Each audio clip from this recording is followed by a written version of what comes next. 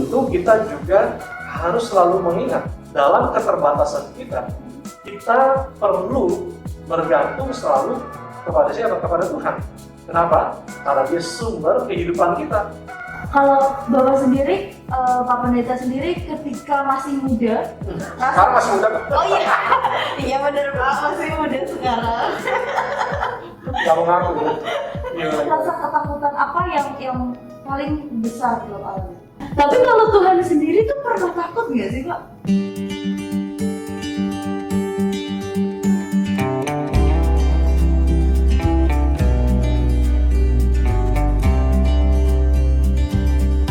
Shalom, selamat datang di HBO Podcast teman-teman. Akhirnya kita jumpa lagi di episode keempat bareng sama gue Mars Dwiri. Tapi gue agak sedih karena hari ini gue akan ngebawain acara ini sendiri. Tapi jangan kemana-mana karena topiknya ini seru, pasti seru. Karena kita akan ngebahas tentang ketakutan anak muda yang sering banget terjadi. Pasti nggak mungkin kalian nggak takut ya kan. Nah hari ini kita kedatangan pembicara yang keren untuk nemenin gue dan kalian ngebahas tentang ketakutan anak pemuda gitu teman-teman. Jadi stay tune ya. Dan hari ini kita kedatangan Pak Pendeta Dinka Uromo. Asik Pak, selamat datang di podcast HBO. Terima kasih sekali sudah menyempatkan waktu untuk datang. Sama-sama. Nah hari ini kita mau ngebahas tentang ketakutan anak pemuda Pak. Pasti banyak sekali kan yang ngerasain ketakutan bermacam-macam gitu. Tapi sebelum kita masuk ke topik, kita mau perkenalan singkat dulu. Kita mau lebih tahu Pak Pendeta supaya lebih sayang. Kan nggak kenal kan tak sayang. Berarti sekarang Pak Pendeta kegiatannya apa Pak? Sibuk apa Pak? Oke, sekarang saya sebagai pendeta pelayanan umum di kantor Majelis Sinode GPIB. Oke. Berarti membawakan firman juga di banyak gereja dong ya? Oke, kalau soal pemberitaan firman, pelayanan firman, itu kalau ada penjadwalan, ada yang minta, ada yang menugaskan, itu banyak. Gitu. Nah, Pak Pendeta, kan sekarang Bapak udah melewati masa pemuda berarti kan? Wah ya? Enggak, Bapak masih muda kok tetap. Tapi udah gak GP aja. Nah, Pak Pendeta dulu waktu seusia kami itu pernah ngerasain takut dulu gitu? Oh jelas, namanya ketakutan itu kan suatu hal yang manusiawi, yang wajar dimiliki, dialami oleh siapapun. Bahkan bukan hanya waktu usia muda ya, sampai orang beranjak setelah melewati masa usia muda, dewasa, menjadi lebih berusia berumur gitu ya, sampai nanti usia lanjut, dia masih punya rasa takut. Walaupun mungkin tidak dengan hal yang sama gitu, tapi hal-hal yang baru yang mungkin dia baru alami di usianya. Nah, kalau anak-anak muda yang sekarang kan banyak rasa ketakutannya tuh untuk takut sama masa depan, takut nggak lulus kuliah, takut nggak bisa dapat pasangan, nggak lewat dengan target untuk menikah, dan ada juga banyak yang takut akan kematian di usia ini Pak. Apalagi di tengah-tengah pandemi sekarang ini kan ada teman saya bahkan yang dia sampai nggak mau keluar rumah. Dari pertama COVID-19 masuk ke Indonesia, ketemu itu udah dia nggak keluar rumah sampai sekarang. Gitu. Nah, kalau menurut Bapak karena berarti kan rasa ketakutan itu wajar untuk kita rasakan. Itu ketakutan sendiri itu menurut Bapak seperti apa sih? Iya, hidup memang dipenuhi dengan dinamika. Situasi bisa dikatakan serba nggak pasti. Bahkan kita nggak tahu juga akan terjadi pandemi seperti yang sekarang ini masih kita alami kan.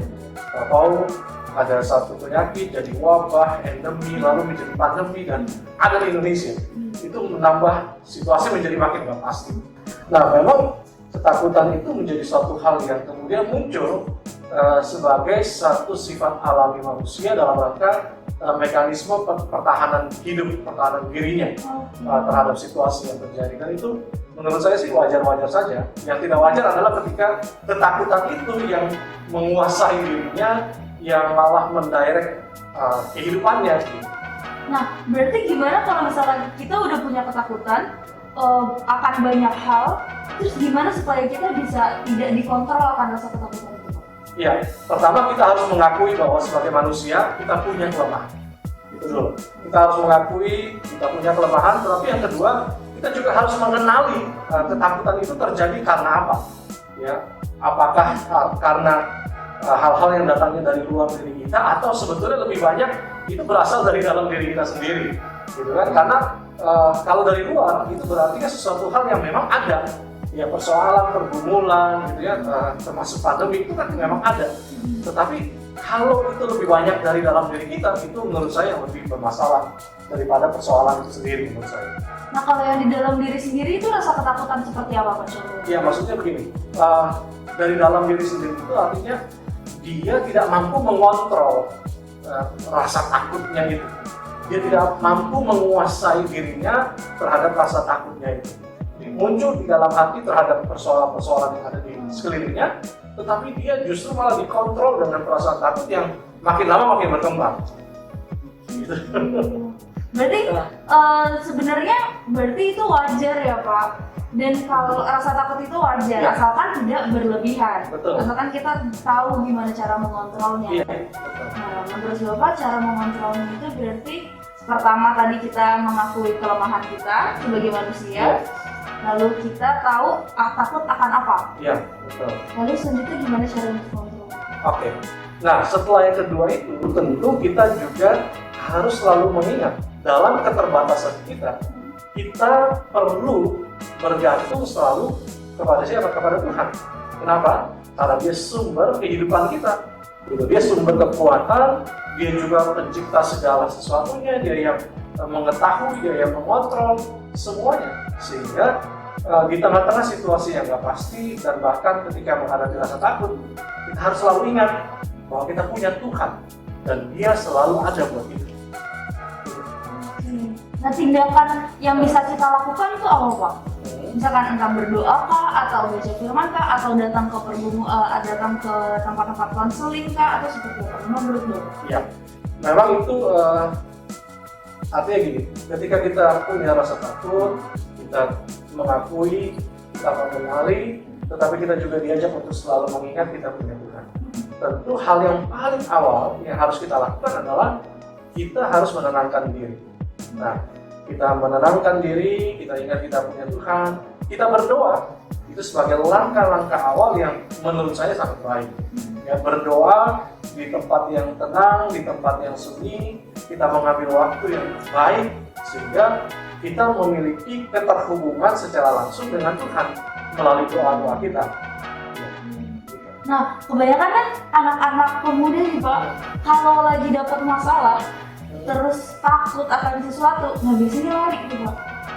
Lari dari Tuhan. Lari dulu nih kayak aduh marah, dapat rasa marahnya, terus akhirnya menjauh dari Tuhan. Tapi ketika udah benar-benar mentok banget, udah nggak bisa apa-apa, baru datang berdoa. Ya menurut Bapak kayak gitu perlu dirubahkah atau seperti apa seharusnya? Ya, itu tadi. Ada berbagai macam cara orang untuk melampiaskan rasa takut. Seperti yang tadi Maria bilang bahwa dia bisa lari, dia bisa marah, dia bisa melakukan ini dan itu. Tetapi ingat ketika kita sedang melampiaskan itu, ada batas-batas tertentu di mana kita sudah nggak boleh lagi terus melakukannya. Misalnya marah, ya, dengan takutan lalu kita menjadi marah. Nah, pertanyaannya apakah dengan marah itu menjadi suatu hal yang produktif atau malah justru kontraproduktif? Kenapa? Karena dalam marah itu kita bisa merugikan diri kita juga bisa merugikan orang lain. Belum lagi kalau dia melakukan hal-hal yang justru dapat berdampak secara fisik terhadap dirinya dalam ketakutan dan kemarahannya itu, ya kan? Nah, kenapa dikatakan balik pada Tuhan, menenangkan diri dan berdoa? Di Alkitab Mazmur 62 bilang begini, Mazmur 62 ayat 6 itu mengingatkan kita tentang bagaimana kita bisa tenang ketika kita berada dekat atau bersama dengan Tuhan. Ya, coba Maria buka, teman-teman buka Mazmur 62 ayat 6-9 bilang begini, hanya pada Allah saja kiranya aku tenang, sebab daripadanya lah harapanku. Hanya dialah gunung batuku dan keselamatanku, kota bentengku aku tidak akan goyah. Pada Allah ada keselamatanku dan kemuliaanku. Gunung batuku, kekuatanku, tempat perlindunganku ialah Allah. Percayalah kepadanya setiap waktu, hai umat, curahkanlah isi hatimu di hadapannya, Allah ialah tempat perlindungan kita. Dikatakan setiap waktu ya percaya pada Dia. Gitu. Percaya pada Dia, curahkan isi hati kita di hadapannya. Ya kan kadang-kadang anak muda mencurahkan isi hatinya kepada teman. Iya. Ya nggak salah juga sih. Tetapi sebetulnya teman yang sejati, sahabat yang sejati itu siapa? Tuhan. Kenapa? Teman bisa saja baik, tapi kadang-kadang mungkin di belakang kita dia tidak baik. Atau dia juga sebagai manusia biasa punya kelemahan, punya kekurangan juga, sehingga dia tidak bisa menjadi sahabat yang baik. Makanya Alkitab mengatakan, curahkan isi hati kita kepada Dia. Karena Dia teman yang sejati ya, Pak. Dia nggak bakal ngecewain kita lah ya, Pak. Nggak bakal mengkhianati kita. Kalau manusia, teman biasa bisa nusuk kita dari Nusuk, belakang. ghosting, ya kan Iya. lagi ngetren nih ghosting. Tuhan nggak akan ghosting. Iya kan? Nah, tapi kalau Tuhan sendiri tuh pernah takut nggak sih, Pak? Tuhan. Dia pernah merasa takut nggak sih? Oke, ini pertanyaan sangat menarik. Tuhan kita itu Tuhan yang berbela rasa. Itu harus kita pegang. Artinya dia bukan dalam tanda kutip hanya tahu teori gitu ya. Oh jangan takut. Bukan. Tapi maksudnya Tuhan itu dia benar dia melindungi, dia menjaga kita, tetapi dia juga dalam menjaga, melindungi, mengasihi itu karena dia tahu bagaimana rasanya takut itu. Kenapa dikatakan Tuhan berbela rasa? Makanya tentu masih ingat ya kisah Yesus ya, ketika dia datang ke dalam dunia, dia melayani, dia juga kemudian datang untuk menebus menyelamatkan. Dalam rangka menjelang kematiannya di atas kayu salib, dia melalui Via Dolorosa dan lain sebagainya. Kita masih ingat juga kisah di Taman Getsemani dan seterusnya. Dia betul-betul merasakan dalam keberadaannya sebagai manusia sejati, bagaimana manusia itu menghadapi ketakutan. Dan dia betul-betul mengalami rasanya dalam keberadaannya sebagai manusia, gitu ya. Ingat, Yesus itu Allah sejati, manusia sejati. Artinya ketika dia datang ke dalam dunia itu, dia juga merasakan betul sesungguhnya apa sih yang kita rasakan sebagai manusia. Ya, dosa dan maut itu membuat manusia itu sebetulnya berada dalam ketakutan. Ya. Sehingga ketika Yesus mengambil alih posisi kita untuk menebus kita, dia juga mengambil alih rasa itu dan merasakan sampai sedalam-dalamnya bagaimana manusia mengalami ketakutan itu, sehingga dia tahu rasa takut itu bagaimana. Nah, berarti ketakutan ketika Tuhan menjadi manusia itu ketakutan seperti apa, Pak? Ketakutan ketika dia mau menghadapi mautkah, atau ketakutan ketika mau diserahkan untuk disalibkah, atau ketakutan seperti itu? Iya, dalam kerangka itu ya, ketika dia hendak menjalani ya, proses penderitaan sampai pada kematian di atas kayu salib itu, dia betul-betul merasakan dengan sungguh. Karena ada aliran yang mengatakan ya, waktu Yesus itu kan Allah, gitu ya, nggak mungkin lah dia bisa merasakan itu, nggak bisa merasakan sakit. Enggak, justru dalam keberadaannya sebagai seorang manusia yang sejati, dia juga merasakan, sehingga penderitaannya betul-betul penderitaan yang otentik, yang sungguh. Bahkan ketika dia di atas kayu salib, dia berteriak, Eli, Eli, lama sabachthani. Itu teriakan yang paling ngeri yang sebetulnya manusia akan alami kalau manusia hidup dalam keperdosaan. Ya, terputus hubungan dengan Allah, atau dia masuk dalam maut. Allahku, Allahku, mengapa engkau meninggalkan aku? Keperdosaan manusia ditanggungkan pada Yesus, gitu kan? Nah, dalam kematian menanggung dosa manusia itu, dia merasakan juga bagaimana rasanya ketakutan, kengerian ditinggalkan oleh Allah itu. Dia mengambil alih posisi manusia. Ngeri ya, bukan hanya sakit secara fisik, menjelang maut, menjelang kematian, tetapi perasaan ditinggal oleh Allah. Wah, itu ngeri banget. Ditinggal pacar, ya nangis bolehlah sehari, 2 hari. Ya ada siang sebulan 2 bulan. Makanya saya bilang anak-anak muda hati-hati dengan jadi bucin gitu ya. Dulu ada lagu yang mengatakan begini, aku tersesat, aku terjatuh dan tak bisa bangkit lagi. Iya, benar. Ya kan? Benar. Aku tanpamu butiran debu. Iya. Saya selalu bilang sama anak muda, nyanyikan lagu itu jangan buat manusia, nyanyikan buat Tuhan. Tanpa Tuhan kita butiran debu. Iya, benar. Tapi kalau buat manusia kita nyanyikan itu, aku tanpamu butiran debu. Itu benar-benar bucin kuadrat deh. Ya. Udah gak ada obat itu. Ya. Udah susah. Iya. Nah, artinya gini, ditinggalkan manusia menyakitkan, tetapi ditinggalkan oleh Allah itu betul-betul sangat menyakitkan. Artinya terputus, bukan karena Allah sebetulnya, tapi karena manusia yang berdosa. Gitu kan? Sehingga kita terputus hubungan dengan Allah, itu yang ditanggungkan pada Yesus, sehingga teriakannya itu mewakili rasa ngeri, rasa takut yang manusia seharusnya alami. Allahku, mengapa engkau meninggalkan aku? Aduh, itu nggak bisa kita bayangin. Gitu. Saya ngeri juga sih, ngebayanginnya aja udah ngeri, Pak. Ya, tapi syukurlah Yesus sudah mengalaminya. Dan dia mengambil itu, menanggung itu buat kita. Nah, aku jadi ingat ketika Tuhan tuh dihianatin, Pak, sama murid-muridnya. Dan itu ternyata banyak juga yang kita alami dalam kehidupan kita sehari-hari ya, Pak. Ya, betul. Kadang kan sekarang kebanyakan orang juga bilang bahwa takut untuk percaya lagi. Apalagi contoh kayak misalkan dalam hubungan berpacaran, ketika sudah diselingkuhi, itu udah nggak mau percaya lagi gitu ya kan, Pak ya. Nah, tapi Tuhan tuh bisa kasih kepercayaan lagi loh, Pak.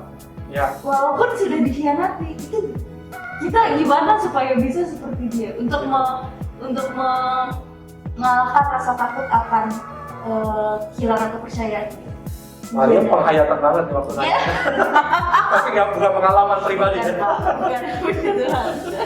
Iya, ini berarti konteks dalam relasi ya, dengan sesama, dengan kekasih hati gitu ya. Ya, kalau kita mau melihat teladan Tuhan, dia sebetulnya berulang kali kita hianati. Tetapi dia tetap setia di tengah-tengah ketidaksetiaan kita. Saya, Maria, teman-teman GP semua yang menyaksikan acara ini, kita jujur mengakui bahwa kita sebagai manusia pernah bukan hanya sekali dua kali, tapi juga mungkin berkali-kali ya mengkhianati Tuhan. Nah, tetapi Tuhan adalah Allah perjanjian, Allah yang setia dengan perjanjian yang sudah Dia ikat dengan manusia. Itu sebabnya Alkitab kita yang berisikan perjanjian lama, perjanjian baru, artinya Allah yang mengikatkan diri dalam perjanjian yang baru. Sekali Dia mengikatkan diri dalam perjanjian, Dia tidak akan pernah mengingkari, mengkhianati, apalagi membatalkan. Nah, oleh karena itu kita yang kenal Dia, melalui cinta kasih-Nya, kita diajar untuk mau belajar dan mengikuti teladan Dia, supaya kita menjadi pribadi yang setia dalam aspek kita menjadi orang yang tidak mengkhianati orang.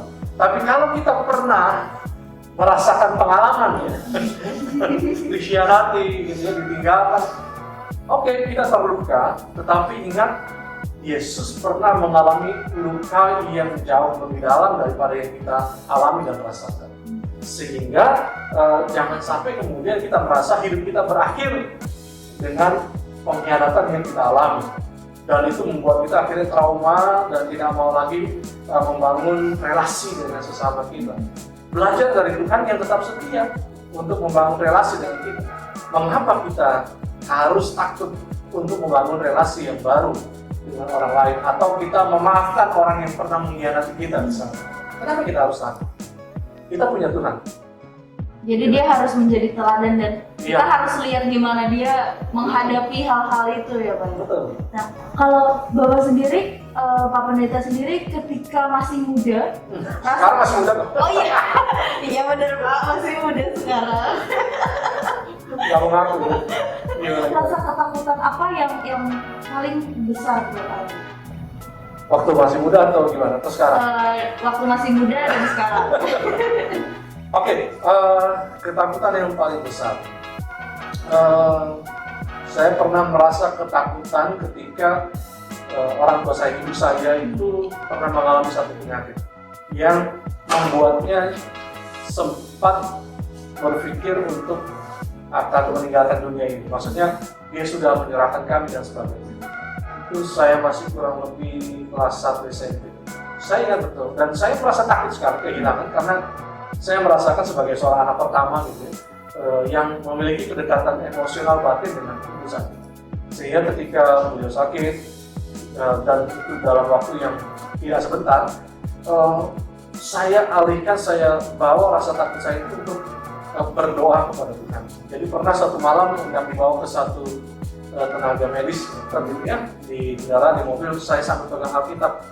Ya, saya diam-diam, tapi sudah saya pegang Alkitab, tidak diketahui oleh orang tua saya terus berdoa untuk ibu saya supaya Tuhan tolong, Tuhan sembuhkan, Tuhan pulihkan. Itu dalam doa saya. Nah, ketakutan juga pernah saya alami. Misalnya tahun 2016 kemarin saya mulai kuliah. Saya kuliah lagi S2. Setelah 13 tahun nggak kuliah, dari S1 ke S2 jaraknya cukup jauh.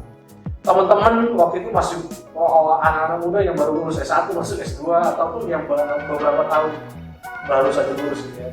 Nah, ketika mengalami perjumpaan di ruang perkuliahan dengan mereka, saya lihat ini perkembangan ilmunya sudah sangat jauh dan saya merasa sangat ketinggalan. Terbersit dalam pikiran saya bisa lulus nggak ya? Gitu. Beneran, itu saya sudah pendeta loh ya, udah tahun 2016. Saya diteguhkan tahun 2007, berarti 9 tahun lah ya jadi pendeta. 2007 saya masih SMP dulu Pak. Semua orang pernah muda lah. Artinya gini, saya mengalami itu, tetapi kemudian saya nggak mau dikalahkan dengan rasa takut saya. Saya sadar saya punya kekurangan dalam perkuliahan ya. Saya sudah banyak di lapangan, teman-teman ini baru selesai berkuliah S1 langsung S2. Maka saya alihkan, saya bawa rasa takut saya, ya tentu dengan berdoa kepada Tuhan. Tetapi yang kedua, saya berusaha supaya saya bisa istilahnya tidak terlalu jauh tertinggal dengan teman-teman ini. Yaitu butuh effort, butuh pengorbanan. Ya saya harus belajar lebih keras dan tidak jarang saya bahkan juga harus begadang sampai pagi untuk membaca buku-buku bacaan yang kadang-kadang saya juga nggak ngerti ini apa nih. Filsafat misalnya, ini saya baru makan lagi buku ini gitu ya, setelah 11 tahun nggak kuliah. Tapi itu mendorong saya supaya saya harus selesai kuliah, supaya saya tidak tinggal. Rasa takut ada, tapi saya kelola itu menjadi energi supaya saya bisa mengejar ketertinggalan saya. Wah itu keren sih Pak. Karena kebanyakan orang yang itu tadi belum tahu takut akan apa dan belum tahu gimana cara mengontrolnya. Jadi masih terlalu terlena dengan rasa ketakutan mengikuti terus. Nah itu dia. Kadang-kadang kita terlena dan kita terbawa dengan rasa takut kita, dengan pikiran kita sendiri jadinya, dan kita kalah dengan diri kita, dengan ketakutan kita sendiri. Nah berarti setelah Bapak mengalami rasa ketakutan itu juga, menurut Bapak yang paling jitu untuk mengalahkan rasa takut itu apa? Ya sebetulnya tiap orang saya yakin pasti beda-beda triknya, tipsnya. Tetapi kalau menurut pengalaman saya secara pribadi ketika menghadapi rasa takut itu berdasarkan apa yang juga saya ceritakan, tentu saya membawanya di dalam doa. Saya membawa di dalam doa, saya sadar saya punya batas, saya punya kelemahan, saya punya ketidakmampuan. Nah, di luar batas yang saya bisa ini, saya percaya itu adalah areanya Tuhan. Nah, itu yang saya mohon sama Tuhan supaya Dia menolong saya di area yang saya nggak bisa itu, di luar keterbatasan saya. Berarti setelah Bapak berdoa itu Bapak benar-benar mengimani dan percaya aja sama Tuhan bahwa itu udah kuasanya Tuhan. Ya artinya begini, ketika kita menyerahkan itu kepada Tuhan, kita yakin Tuhan pasti bekerja, Tuhan pasti berperkara. Tetapi kita juga bukan berarti ini Tuhan gue serahin sama lo udah kita leha-leha. Nggak begitu. Itu tadi ketika takut nggak lulus, saya harus berusaha berdoa dengan sungguh-sungguh, bukan hanya sekali doa ya, tentu tiap hari berdoa. Tapi kita dibarengi dengan usaha dong, gitu. Usaha itu ya itulah yang juga klop dengan apa yang Tuhan kerjakan. Nah, Pak, ketika ngobrol-ngobrol sama anak-anak pemuda, mereka banyak sekali yang mengalami rasa ketakutan seperti yang Bapak alami, terutama yang takut akan kehilangan orang yang paling disayang dan takut akan kematian. Itu menurut Bapak gimana caranya supaya rasa ketakutan itu pasti kan nggak bisa hilang dari manusia kan Pak? Tapi gimana caranya supaya bisa menuruni rasa takut itu dan mengontrol? Oke. Takut kehilangan orang yang disayang dalam arti apa? Relasi pacaran, mungkin saudara atau orang tua yang meninggal atau apa? Iya. Kita harus sadar dulu bahwa kematian itu adalah sesuatu yang memang pasti terjadi. Cuma kapan waktunya, kepada siapa lebih dahulu kita nggak tahu. Dengan cara apa kita nggak tahu. Nah, oleh karena itu kita harus selalu ingat bahwa sebagai orang percaya nih, kalaupun kita harus meninggalkan dunia ini ataupun mereka yang kita kasih, ingatlah bahwa di dalam Kristus kita itu ada dalam genggaman kuasa. Ya, kita bilangkan tidak ada yang dapat memisahkan kita dari kasih Kristus. Bahkan maut sekalipun tidak bisa memisahkan kita dari kasih Kristus. Nah, itu yang harus kita pegang. Sebagai orang percaya, sebagai orang yang beriman, kita mengimani kematian adalah satu jembatan, gitu ya, jalan yang bukan akhir dari segala-galanya. Karena kita tahu sebagaimana janji Tuhan, di rumah Bapa ada banyak tempat, gitu ya. Ya, tapi saya juga mau mengajarkan bahwa yaudah kalau hidup pasrah aja, mati tidak, bukan begitu. Ketakutan akan kematian pasti bisa muncul, apalagi masa pandemi seperti sekarang ini nih. Orang jadi parno, orang jadi takut. Jujur aja waktu awal-awal pandemi saya juga merasakan itu dong. Entah itu terhadap orang yang saya kasih atau pada diri saya gitu ya. Tetapi ketakutan itu kemudian kita kelola untuk menjadi satu energi supaya kita semakin dekat sama Tuhan, gitu ya, mempercayakan hidup kita sama Dia, meminta perlindungan Tuhan terhadap orang-orang yang kita kasih. Kan nggak mungkin kita kasih tali pada orang yang kita kasih, nggak boleh kemana-mana, nggak bisa. Adik-adik saya dengan keluarganya musuh saya kontrol, nggak bisa. Itu kita serahkan sama Tuhan. Tetapi juga bagaimana mengajak kita selain semakin dekat sama Tuhan, kita juga menjaga hidup kita dengan lebih baik, mensyukuri apa yang Tuhan beri dalam hidup ini dan mensyukuri kesehatan yang Tuhan berikan, dan mengajak kita untuk semakin hidup lebih sehat lagi. Itu contoh. Wah, itu dia tuh Pak. Susah itu pasti Pak. Ya memang nggak gampang gitu. Dan nggak bisa langsung gini. Iya benar. Ada prosesnya. Gitu. Berarti kita harus mensyukuri kehidupan yang Tuhan kasih, lalu juga menyerahkan semuanya bahwa dan tahu bahwa manusia pada akhirnya juga akan meninggalkan dunia ini. Iya betul. Nah, berarti kalau yang saya tangkap dari kesimpulan rasa takut dan menghadapi rasa takut ini, yang paling didasari adalah percaya dan beriman kepada Tuhan. Betul. Nah, menurut Bapak, iman sendiri itu apa sih Pak?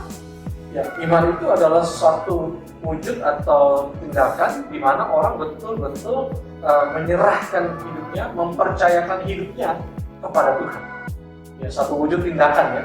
Jadi beriman itu bukan keterangan, bukan kata benda, tetapi bagi saya itu merupakan satu kata kerja. Jadi beriman itu kita berserah, menyerahkan, mempercayakan. Nah, wujud lanjutannya adalah kita terus menjalani hidup ini dalam keberimanan itu, menjalani tugas-tugas yang Tuhan percayakan. Makanya kenapa itu jadi kata kerja, karena kita lakukan. Iya, betul. Oke, nah berarti kalau misalkan kita sudah berdoa, kita sudah beriman dan percaya, apakah hidup kita menjalani hidup kita akan lebih berani dalam segala hal atau? Ya, jadi dalam kedekatan relasi kita dengan Tuhan yang kita bangun dari hari ke hari, tentu akan semakin terbentuk sebuah rasa hormat, dekat, hormat, dan juga takut akan Tuhan. Nah, takut akan Tuhan beda dengan takut yang tadi ya. Takut akan Tuhan itu berarti kan kita sungguh-sungguh hormat pada Dia. Nah, kita mengatakan takut akan Tuhan itu adalah permulaan pengetahuan. Ya, takut akan Tuhan itu disitulah kita mendapat jalan hikmat Tuhan diberikan. Nah, itu tadi hikmat Tuhanlah yang bisa menuntun kita dalam menghadapi persoalan hidup ini. Karena dengan hikmat itu kita jadi tahu apa yang harus kita lakukan dalam hidup ini bersama-sama dengan Tuhan. Itu yang tadi Maria katakan, apakah menjadi lebih berani? Dalam artian lebih berani itu adalah ketika kita dekat sama Dia, kita dapat hikmat dari Tuhan, kita jadi tahu apa yang harus kita lakukan. Oke, kita jadi tahu apa yang harus kita lakukan supaya bisa mengontrol rasa takut itu dan mengurangi itu. Ya, dan bahkan kita bergerak melampaui rasa takut itu. Tadi dengan terus berjalan menjalani hidup ini. Misalnya sebagai mahasiswa, ya berkuliahlah, gitu ya. Di tengah-tengah pandemi ini tetap kuliah, optimis. Ya. Karena kan Alkitab juga bilang kan jangan takut, hari depanmu sungguh ada gitu dalam kitab Amsal. Ya, masa depanmu sungguh ada. Jadi jalani saja. Dengan berserah dan beriman kepada Tuhan. Betul sekali. Oke, berarti ada juga beriman, berserah dan takut akan Tuhan. Iya. Ternyata ada ketakutan yang indah juga ya Pak. Iya. Setelah ketakutan takut mati, takut yang lain-lainnya, ternyata ada ketakutan yang paling indah. Itu indah banget. Takut akan Tuhan itu ketakutan yang indah. Jadi nggak perlu dicemaskan harusnya. Justru malah harus makin didalamin. Gitu. Kebalikannya dari semua rasa ketakutan yang tadi ya Pak ya. Betul. Oke. Kalau misalkan berarti kita sudah takut akan Tuhan dan segala macam, tapi kita pasti akan punya rasa takut bahwa apa Tuhan akan menjawab doa kita ya? Atau kita udah berdoa, kita udah beriman, tapi Tuhan malah tidak menjawab doa kita gitu. Dan pasti akan membuat kita merasa kecewa kan Pak. Nah, menurut Bapak akan seperti itukah atau Tuhan pasti akan jawab? Oke, ya terkait dengan apa yang kita doakan, apa yang kita rancang, apa yang kita harapkan, kecewa itu muncul kalau kita mengukurnya dari pikiran kita, rancangan kita.